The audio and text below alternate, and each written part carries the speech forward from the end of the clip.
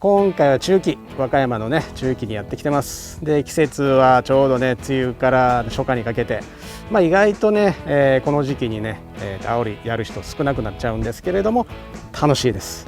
中期といえばなぎまるさんなんですけれども、なぎまるさんで、磯の方にね渡してもらって今日はね、がっつり釣っていきたいなと思います。ちょっと待っておー来たな柴田。今日のロケは今日は昭和地道場 R ではなくエギゾ劇場。なるほど、やっつけたったからね、もう今日は用はない。昭和地道場 R でも負けたね2連敗やね。2連覇、エギゾ劇場はこれからリベンジ。リベンジ、受けて立ちましょう。せっかくだったらね第1勝負第2勝負、これもう第3ラウンドで最終決着つけましょうよ。今日は負けることはないと思うんですけど、負けたらもう終わってしまうんですか。ここで負けたら終わらない、もう二度と立ち上がれないぐらいにもうボコボコにしてやりますんで完全決着つけましょうよ。望むところですね、それね。柴田 VS 広瀬第2ラウンドスタートです。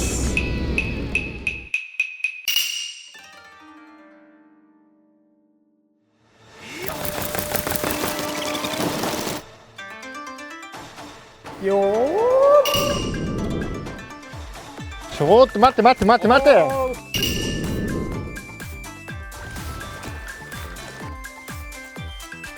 うですわイカやイカやね。ほら言った通り見たか広瀬、これが実力じゃ。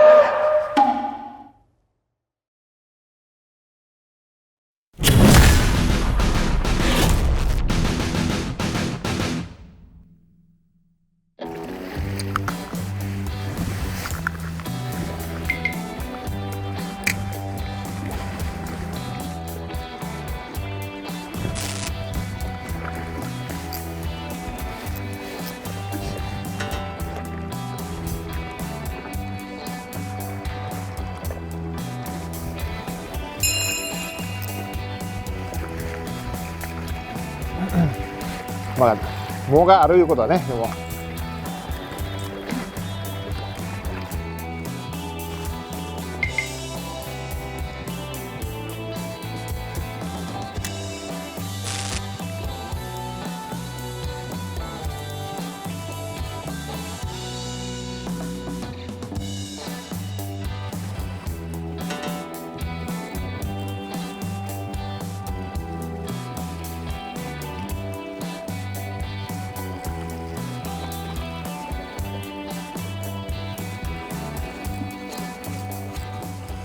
あそこちょっとナブラみたいになってるね。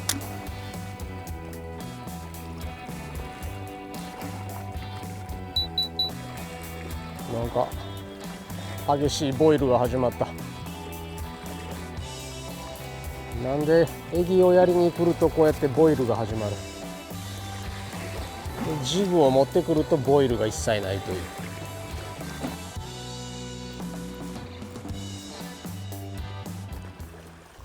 エギングっていうとどうしても春のでかいか秋の数釣りっていうのが一般的なエギングっていうふうに思われてるけれども、実は一番楽しいのは夏煽りで、梅雨から初夏にかけて比較的イージーに釣れるのがこの夏煽りですね。で春のような、でかいかも狙えるし、そこそこ数も狙える秋のような感じで、だからそこそこサイズが数釣りできるっていうのがこの夏煽り、初夏煽り、梅雨煽りですね。この時期の梅雨時期の煽りって中層をうろうろしてるやつが多いんで、中層を狙うような感じ。春はねやっぱりもうでかいのをボトムべったりで狙ったりするし、秋はこう見ながらサイトフィッシングでやったりもするけれども、基本中層ですね。秋のようなシャロー、春のようなディープ、ちょうどその中間ぐらいですね、狙うのも。エギングの仕方としては非常にやりやすい。ボトム取らなくていい、ディープ狙わなくていい、中層をやればいいっていうんで、その春みたいなね3キロ4キロ5キロっていうようなものが釣れることは少ないけれども、実は僕はね 3.2 キロっていうのが一番マックスなんですけれども 3.2 釣ってんのね7月なんですよ。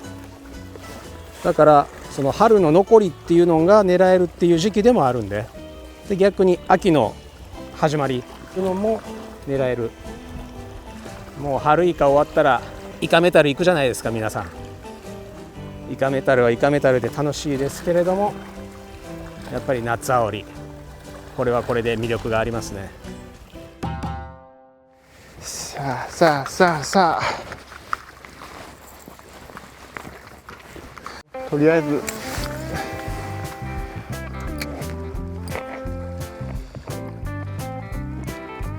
釣れりゃいいですね。なんかタイミングでパタパタって釣れますもんね、不思議と。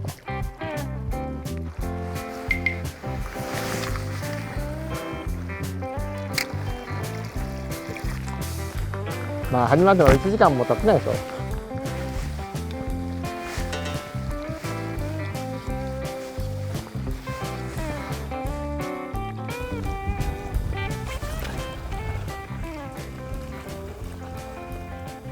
今使っているのがエギゾウのベイトフェザーなんですけれども、非常にダート性能に特化したエギになってます。だから、このベイトフェザーに合ったしゃくり方、これをねぜひ参考にしてもらいたいなと思いますね。でここもボトムも毛がね結構びっしり生えてるんで、ボトムは取らなくていいです。で毛が引っかかるともうそれでカンナにね、毛だけじゃなくてゴミとか何かが引っかかるとイカはもう警戒してエギを抱かないと思ってもらった方がいいです。だから割と中層の方で、しゃくり方もこんな大きなしゃくり方は必要ないです。どっちかっていうと割とゆっくりで小さなしゃくり、こんな感じ。これでしっかりとベイトフェザーはバーンバーンバーンってダートするんで、で3回4回しゃくって落として当たりを取る。割とクイックに小さめのしゃくり、これがベイトフェザーには向いてます。沈むのも元祖エギゾウより早いんで、ちょっと深いところをやるような時、そういった時とか潮が速い時とかはベイトフェザーが向いてますね。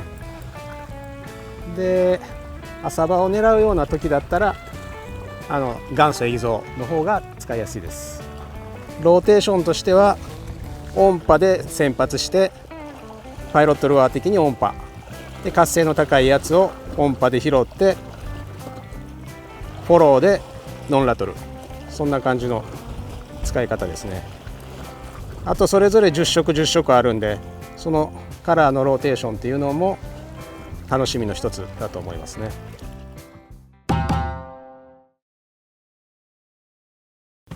今回使用しているエギが、エギゾウのベイトフェザーですね。もう今や大人気のベイトフェザーですけれども、こっちの音波タイプと、ノンラトルタイプとあって、今回どういう感じの使い分けをしましたか？音波の方が広く探れるということで、音波モデルを投げて、その後にフォローでノンラトル投げるような形ですね。それが一番スタンダードの使い方そうですね。一般的なエギっていうのは透明なボディがあって、その上にテープを貼って、その上に布を貼るっていうのが一般的なエギですけれども、このベイトフェザーに関してはスポットではあるデザインではけ入ってますね。ど、その全体的なテープを貼るっていうのはなくて、一応全てスケスケボディ、そうですね。夜光、ブルー夜光でケイムラでクリアですね。第4のスケスケボディがこのクリアボディですね。パッと見もね一目でわかるんですよね。目玉を見てもらえれば一目瞭然ですね。こっちの方が目玉がレッドですね。でノンラトルの方がパープルの目玉がついてるんで、はい、タックルケースの中に入ってる時にこれは、音波やな、これはノンラトルやなっていうのを、一目瞭然ね分かってもらえるように目玉の色を変えてます。あとはこれに接続するのはお得スナップ。そうですね。エギングの場合0番か1番あたりがおすすめですね。それでぜひやってもらうとベイトフェザーのキレのあるねダートがさらにキレッキレになりますね。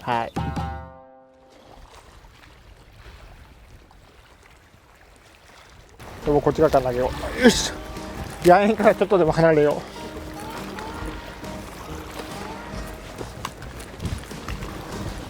折ったらすぐ釣れそうな気がする。ここのバンドになってるところは。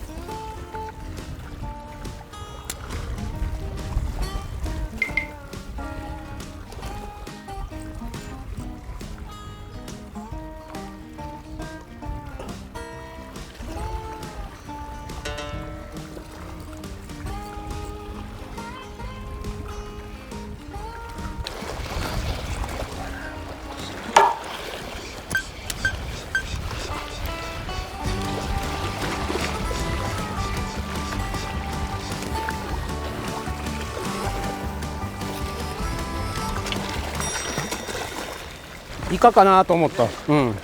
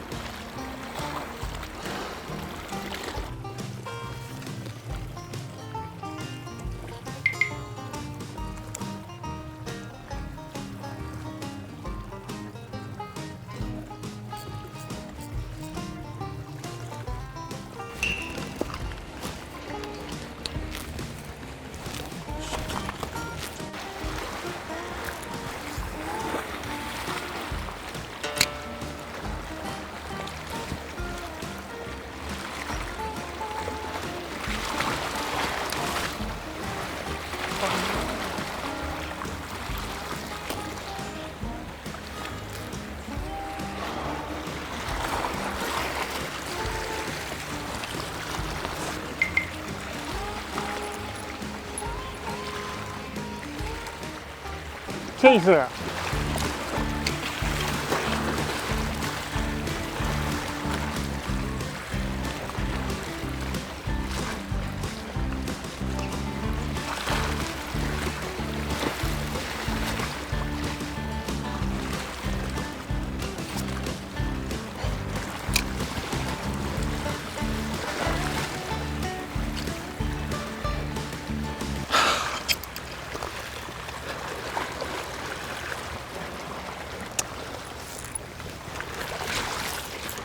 チェイスがあったんで色を変えます。まだ近くにおったら色変えたら釣れるはず。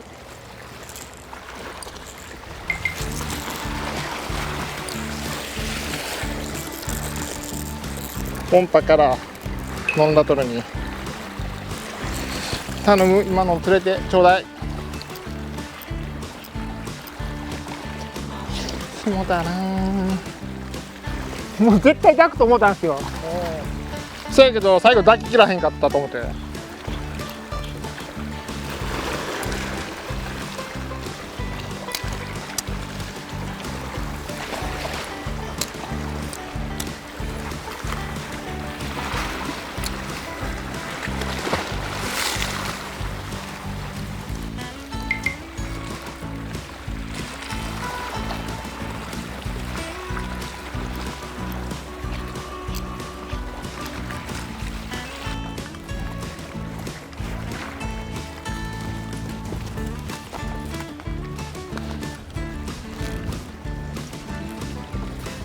チェイスしてくるようなやつがおるんよね。いやほんまですよ。激アツのスーパーリーチ外しましたよ。なんか感じ的に。いよいよ発売になりましたね。はい。エギゾースト 5G。5G。これはエギングロッドですね。はい。非常に高感度で、軽量でしゃくりやすいっていう特徴があるんですけども、最大の特徴はやっぱりカーボンフレームガイドって言って、ティップ部分に使っているガイドがこの金属製のフレームじゃないんですね、でカーボンフレームのガイドを使うことによってティップの感度がものすごく上がるんですよ、もちろん持ち重り感も減るし、しゃくりやすいし、であと投げた時のキックバック、これが少ないんで飛距離も出ますね。エギゾースト 5G は5アイテムはいですね。1つが、ショアティップラン用のソリッドティップですね、S862 の M ですね。であとは、チューブラーモデルが4本ですね。ML が832の ML、862の ML、はい、これちょっと柔らかい竿なんで、まあアキイカ、もしくはちょっと小さめのエギを使って狙う釣りに適してますね。あとまあボートからだったら832の ML がおすすめかな。あとは832の M、862の M、この辺はスタンダードモデルですね。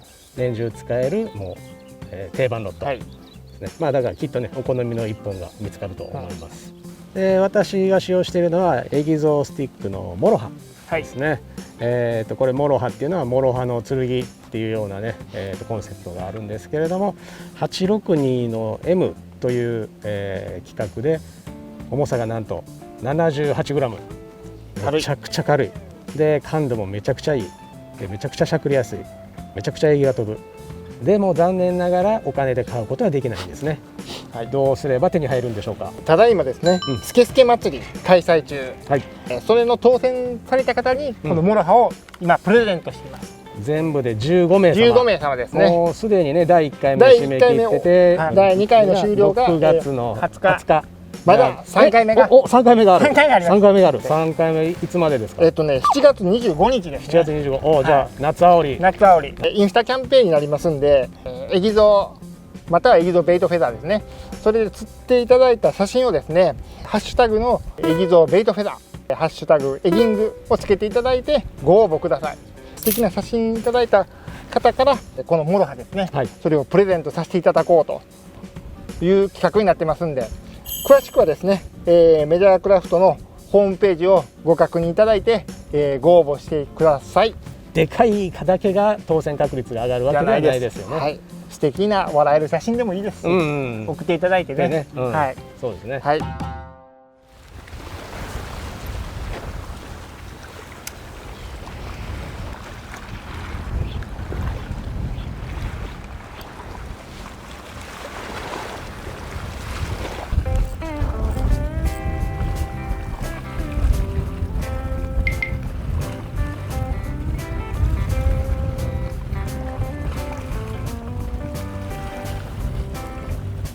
あっちもいけるんやね。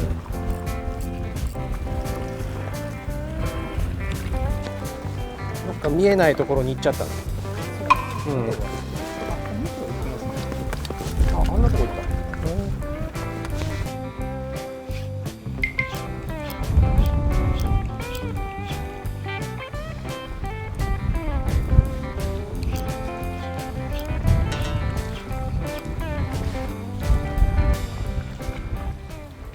風がこっちからすごい吹いてます。でこの風向きでやるんだったらこう向きですね。こう向きでやれるのが一番ベストですけれども、まあ、こう向きでやりにくい、やれないというんであれば逆ですね。風に向かって投げる。でベイトフェザーすごくね、この飛んでる時の飛行姿勢がいいんで、向かい風でも釣りになります。追い風だったらものすごく飛びます。やっぱりね、取り毛が逆になってるんで、それだけ空気抵抗がキャスト時も少ないんで、やっぱりよく飛びますね。もちろんその取り毛を逆さにつけてるっていうのはダート性能に特化させてるんですけどね、もうキレッキレのダートですね。エギゾーもよくダートするけど、さらにそれがもうレーシングカスタムみたいな感じのダートのキレですね。もうこだわってカンナもね一晩って小さくしてるし、シンカーの形状も元祖エギゾーからちょっと変わってます。もうあらゆる角度からそのダートに特化してるっていうのがエギゾーのベイトフェザー。あれまたいなくなった。もうあそこ行ってるわ。エギだけは負けられん言うとったからな。またいなくなったなと思ったらパッと後ろから現れたりしてな。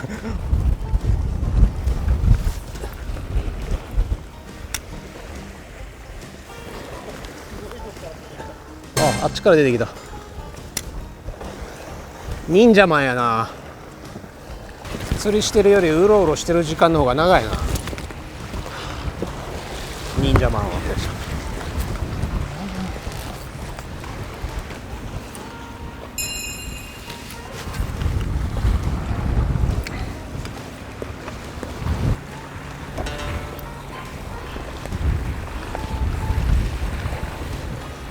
ちょっと風がもう後ろからアゲンストで吹いてるんで、もう釣るんやったらこのポイントが一番なりやすいです。でただここずーっともう絞りがあってあるんやったらもうここしかないです今。ここで釣れたらいいんですけどね。それが一番ここが状況的には釣りやすい。やっぱり横風が当たりも取りにくいですし、で水深もそんな深くないんで、もう中層をウィードの藻場の際まで巻いてくる感じで。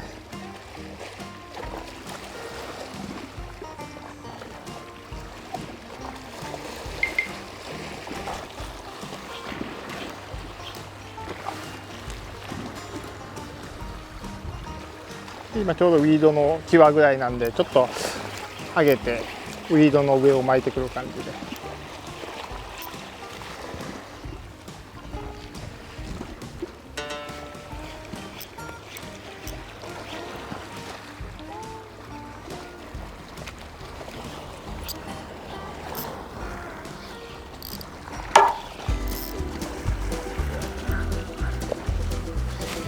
来たって言った方がいいですか。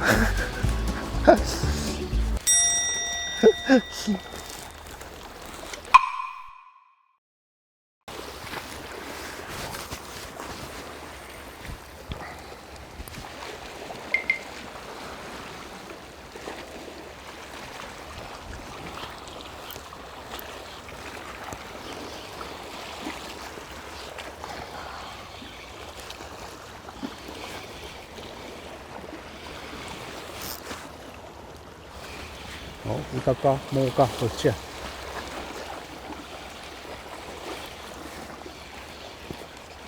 たまにでもなあんねん、もうですわ言うてて。イカやイカやね、ほら言うた通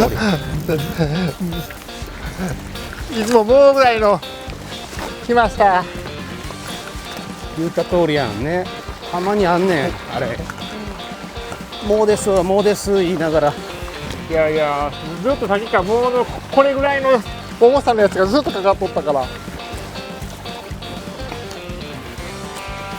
ようやるやつやんね、いつもやるやつや。もうですわもうですわ。そうそう、得意技ですからね。得意技やな。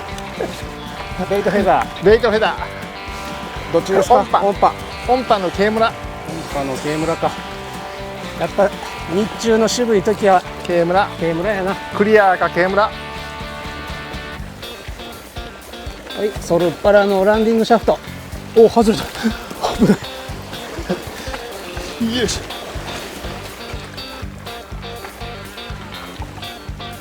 出ましたね、得意技。得意技出ましたね。もうですわ、もうですわ。イカですわ。イカですわ。いつもやるやつや。そうですね。もうイカに化けさせる。この忍者マン。油断させてるんですよ、油断を。これは。メスやね。これメスですね。はい。どんな感じでヒット。もうホールで、もうかなって。まあ、ここすごいもうばっかり。すごいもんね。今までずっとこれぐらいの重さのもうばっかり引き上げてたんで。で、ちょっとテンションかけたら、違うやないかいこれはと。で上がってきたのが1キロぐらいですかね。1キロぐらいやね。はい。こっちのカラカラカラっとなるベイトフェザー。音波。音波。日中によく聞くと言われる軽村。軽村。はい。なんでこの色選んだんですか。いや、ずっと今ね、ちょっと夜行でやってたんですけども、ちょっとやっぱりこう日中で紫外線も入るようになったんで、ちょっと軽村に変えようとして、変えたら一撃でしたね、やっぱり。やっぱベイトフェザー、音波とノンラトルとあって、それのローテーション、それも大事。大事ですし、ボディの色のローテーションっていうのもやっぱり、本当変えて一発目で釣れたんで、4つボディのカラーがあるんですね。そうですね。夜行、ブルー夜行、軽村、これ新しくクリアですね。この4つが増えてます。はい。ロットがエキゾースト 5G。5G 発売になりました、とうとう。はい。感度もめちゃくちゃいいし。いいですね。ただイカと藻のあたりは分からないと。わかります。分かりますか。わかります。それはもう十分あなわかりまたが分からないだけで。す。僕も分かってたんです。藻ですわ、藻ですわ言うてて。分かってたんです。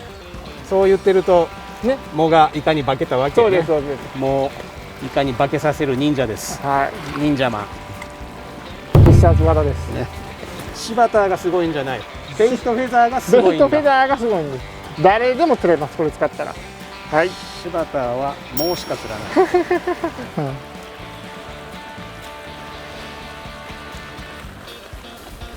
見たか広瀬。これが実力じゃ。今日はこっちでいいですか。はい。乾杯です。はい。